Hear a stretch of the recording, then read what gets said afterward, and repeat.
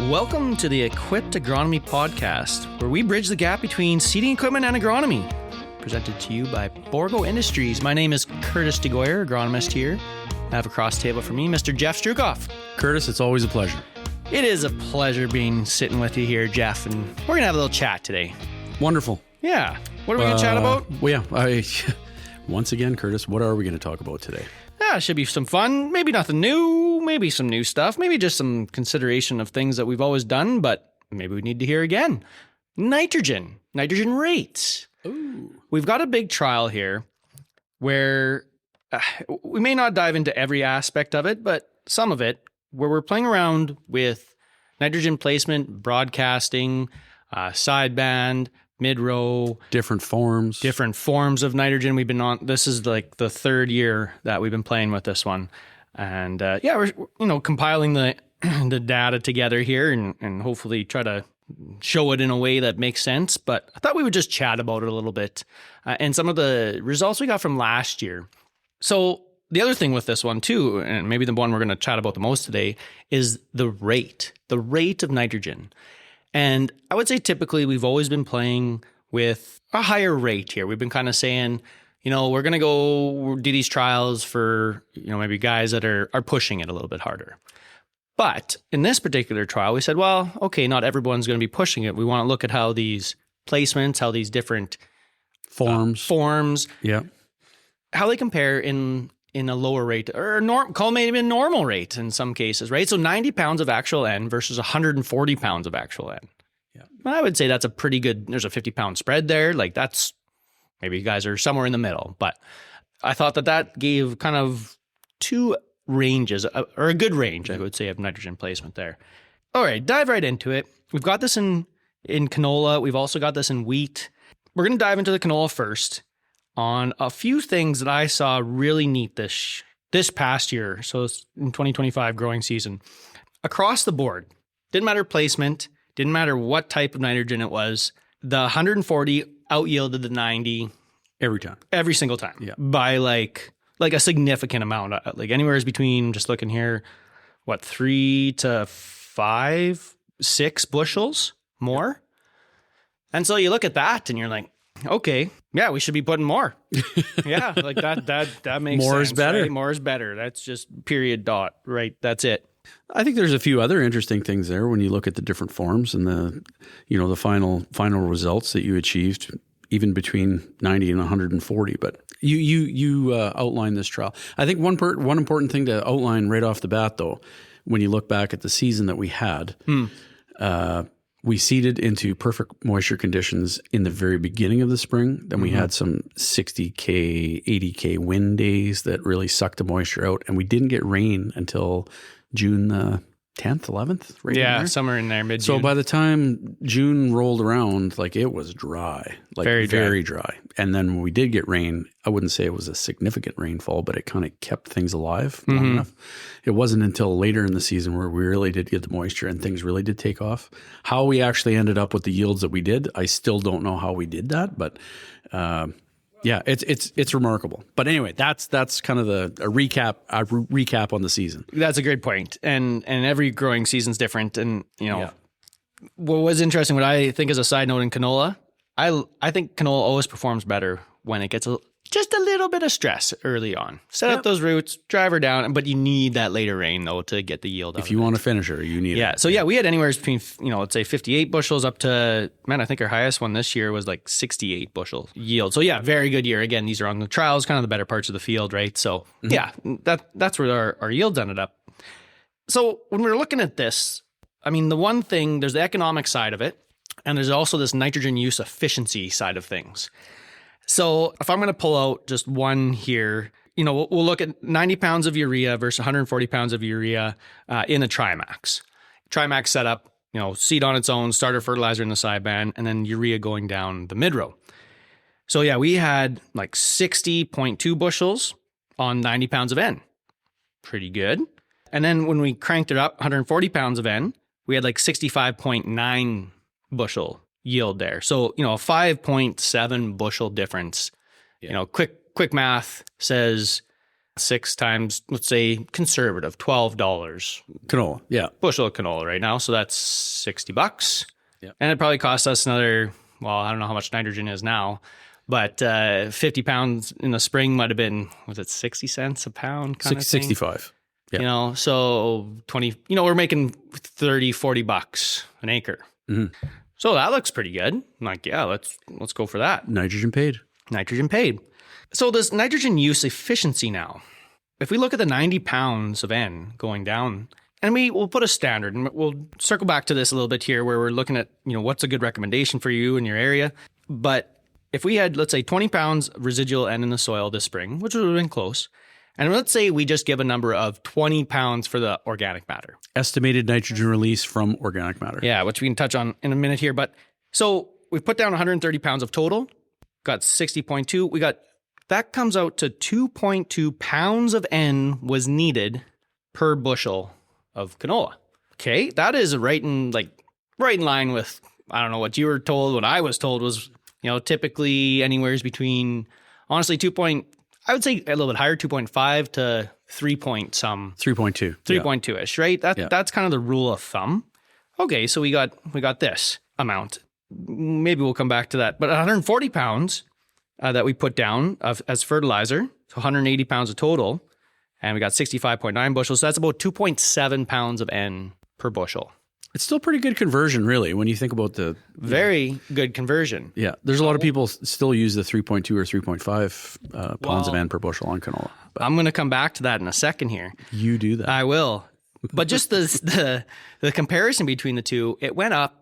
The nitrogen use efficiency, I guess technically the number went up, which meant it wasn't as efficient with... The efficiency decline. Yeah, we took more nitrogen. Yeah.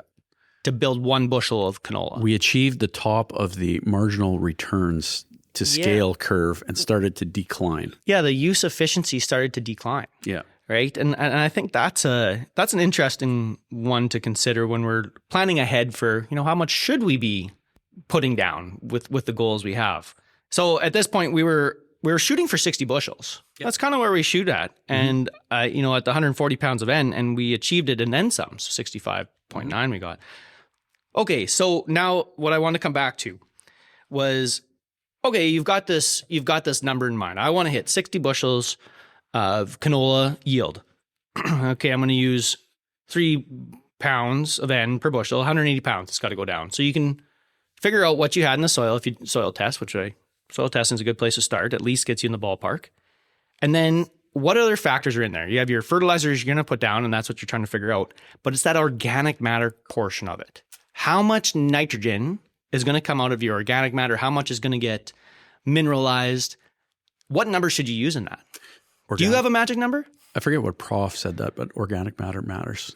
And there's some guys that are blessed with there's some guys actually blessed with really high organic matter soils. And then there's soil like we have where we're kind of in that 2.5 to 4 would be the high side. Yep.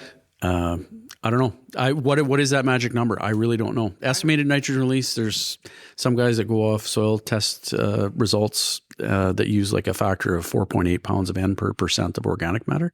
I know that's what I used to, and I still kind of use rule of thumb about 5 pounds per percent organic matter. A lot of that has to do with how much moisture you get that season too, though. So there was some research done on this because it was trying to really pinpoint this. Mm-hmm. And I was asked here just the other day at the rink, what's the formula I should use when I'm trying to figure out exactly how much N I'm putting down? It's like, oh man, that is a tricky one. And I think the organic matter, how much is it going to release for you that year? And the research that was done on it, where they would take this soil organic matter, test it right away, just the soil, test it right away, see how much N, and then they would just let it kind of just do its thing, right? And then test that exact same sample again later on to see how much mineralized, how much would come out on the test. And it ranged. And to your point, it was exactly on moisture, based on how much moisture you had that year, anywhere between maybe 3 pounds percent organic matter up to like over 10, 12, 15, 20 even sometimes. So, in some years where it's like, whoa, where did that yield come from? Mm-hmm. Right? It was just the fact that you were, or maybe mineralizing more out of your organic matter, because you do need nitrogen. to build bushels. There's no hands down. You know, where that comes from, and you know, to put an exact number on that is very difficult. That'd be a fair thing to say. And so why do I bring this up? Yeah, you know, when we're making recommendations, or guys are making recommendations, it is tough. And there is no magic formula. You can, you know, basically you take what you got in the soil that you can test, and that's even can differ between soil methods, right? And then you got your organic matter, and then how much N should we put down? Well, from our trials here, what we can see is, we can push it up. We had a good growing season, as it turned out. Lots of potential from it. And we were able to return a little bit more by putting quite a bit more down. I truly believe we did have some late season organic matter mineralization happen, though. Like almost like a mini birch effect. Yeah. Like it was drought, and then... Yeah. All of a sudden there's an explosion of activity in the soil. And the birch effect, that's a whole... I'm not familiar with that term, actually. It was... look it up. Yeah, everybody. Okay. Everyone just look. Yeah, it's like a drought, and then you get into it just releases more the next year. It was kind of like what happened in 2021, and then went into 2022. It was just like cut all your fertilizer in half, and there were still banger yields in 2022, right? And of course, there was a lot left over. Okay, now overall trials. Last year, it really showed up that difference, but between the 3 years that we've been doing this on canola, not nearly that big a spread. If I'm just looking here, maybe only a couple bushels difference. So now over the long term, Jeff, did it pay to put down more N?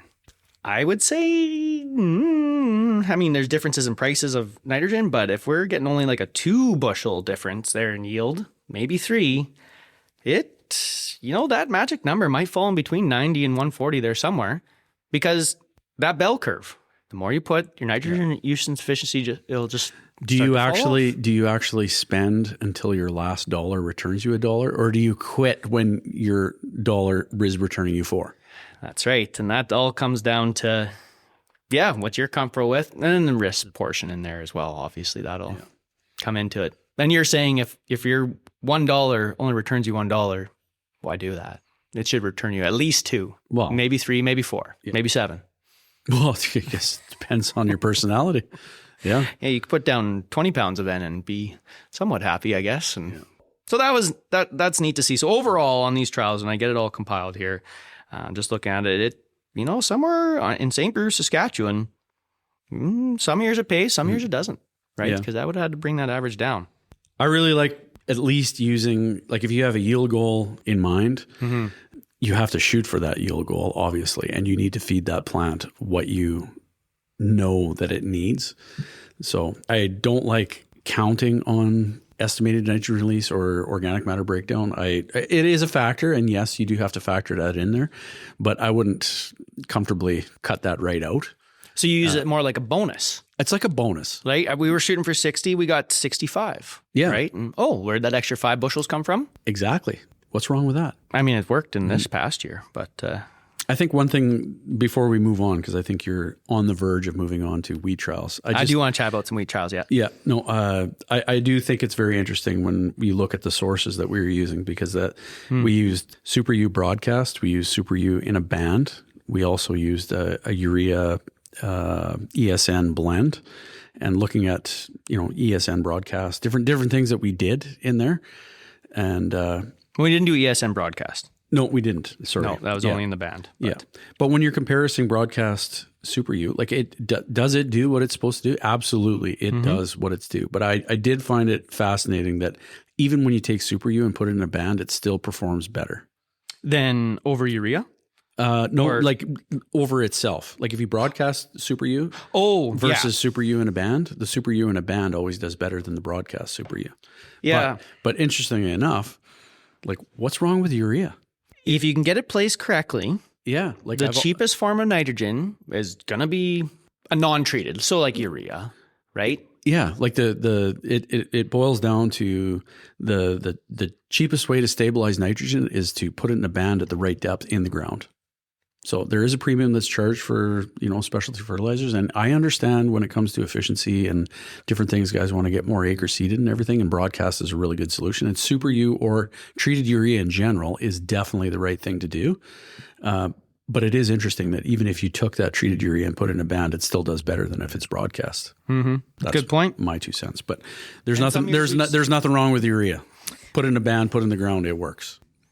On to wheat. Did the same thing in wheat. I thought we were going to talk about ammonia. Ammonia. We always talk about urea, but we never talk about ammonia or 2800. But yeah, anhydrous or anhydrous, or liquid. I guess we don't really play around with that. I don't know. Do you have something? No, I'm just get it in the right place. Get in the ground. Put it in a band. Put it in the ground. Yes. It's good. Yes. Well, that was one anhydrous. We haven't played around with stabilizing anhydrous, but I know there's some products out there that they and liquid. But anyway, we've right monkeyed around with that stuff too, and it does work. Anyway, wheat. Again, same things, broadcast, sideband, mid-row, 3 different sources, urea in all of the 3 different sources, and then Super U, all 3 different placements. And then ESN was in the bands. We didn't broadcast ESN. So same thing as we did in the canola. Yeah, this past year we had good yields. Again, we're like 80, 90 pound or 90 bushels. Yeah, that's pretty good yields. Very good yields, again, in the better part of the field where the trials go, of course. But very good. Very good. And I think a guy was actually only shooting for about 80 bushels, right? And all of a sudden, you get 80, 90. You got the bonus. Yeah, this one, however, is interesting on a different sense in that the 140 did not out-yield the 90 in a lot of cases. Actually, in most cases, it was almost the other way around. Maybe not significantly, but there was a bit of a trend. The only one that bucked it was the urea one. The other sources actually, they actually went the opposite way around. Actually, that's exactly what it did. Could that have been because it was so dry off the bat, though? It would just didn't release early enough. Yeah, well, I don't know. I'm just I'm just throwing stuff out there, but very interesting one. It would make sense that like you get a coated urea with a polymer, which needs moisture to become permeable and release the liquefied urea inside it. Same thing with the urease inhibitor. It needs moisture, does not? Yep. To get her going. So I don't know. Just a theory. But that showed up actually across the board. Interesting. So that was in 2025. I think the biggest thing with this that I wanted to do, because we do look at protein as well. And I've had guys say, I got good yields, whatever. My protein's just not there. And I'm putting lots of N down.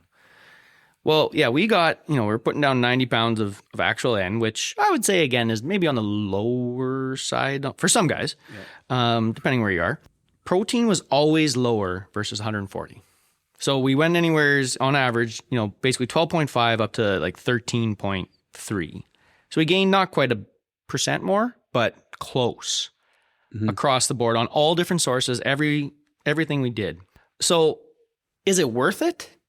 If you don't get that, depends how much you get downgraded or you get... There is a grading credential. You don't necessarily get paid for protein, but you need to hit that...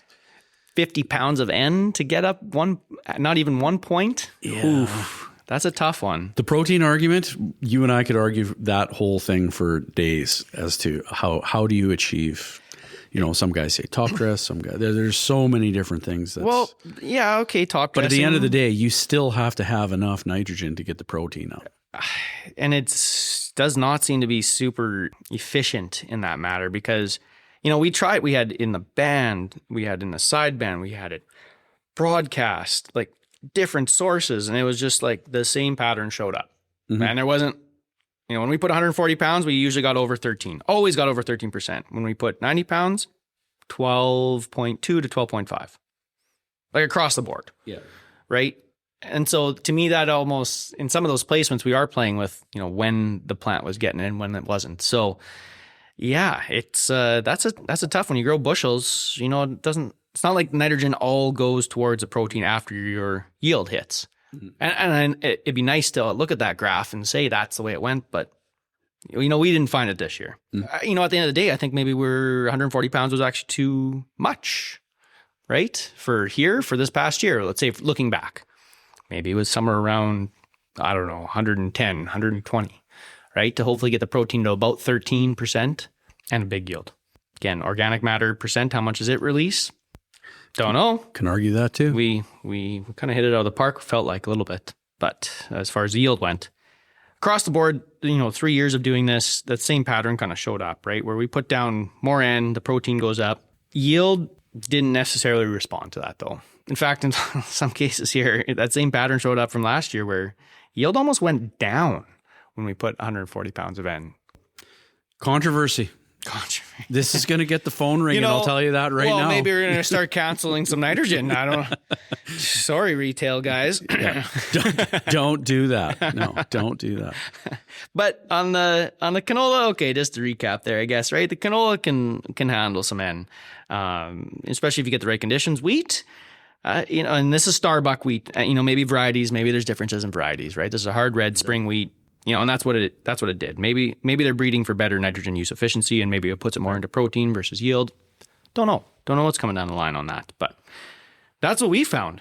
So there's my chat on some nitrogen. So at the end of the day, I have no idea what to recommend as far as what you need, but having a yield goal is good. Knowing what you have in the soil, good. Yeah. Giving your best guesstimation of how much organic matter, maybe use it as a bonus, to your point. I had a farmer tell me one time that nitrogen is like air. You don't live long without air, and you don't live long as a farmer without nitrogen. You need to use nitrogen. Maybe we need to put it a 0N treatment in here just to really highlight it. Then you'll know. Yeah, then we'll know. Then you'll know. All right. Yeah. Cool. Well, this has been great. We'll get this up. I'll get this up online here, and conversation continues. So thank you very much for tuning in, and we'll talk to you later. I hope this does get the phone to ring. Yeah. Enjoy the day. Thanks, Jeff. Bye.